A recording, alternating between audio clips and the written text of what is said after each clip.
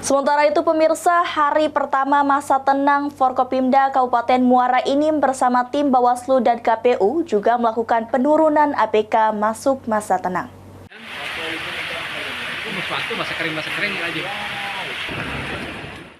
Forum Pimpinan Daerah Kabupaten Muara Enim bersama tim penyelenggaraan pemilu, Bawaslu dan KPU melakukan penurunan alat peraga kampanye atau APK. Kegiatan ini dilakukan pada titik awal kawasan Simpang Kepur. Perobohan dan penurunan APK dilakukan langsung oleh Ketua Bawaslu Muara Enim, Zainuddin, dibantu tim Satpol PP Muara Enim. APK berbentuk baliho dan bendera partai politik langsung diturunkan karena sudah masuk masa tenang dari kampanye.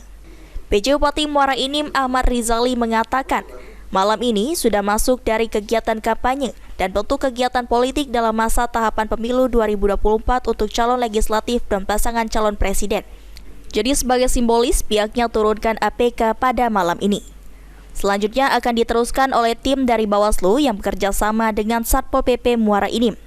Dirinya berjanji akan membersihkan Muara Enim dari APK sampai hari Minggu sore.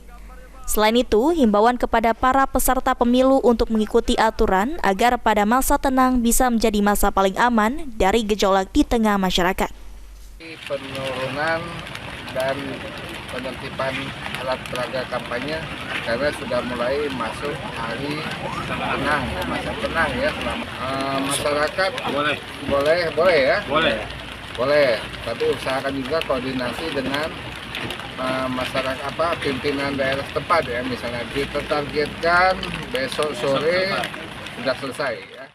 Masyarakat umum boleh secara langsung menurunkan APK dalam bentuk apapun, tapi alangkah baiknya masyarakat berkoordinasi dengan pihak yang bertanggung jawab agar bisa dibantu untuk peralatan.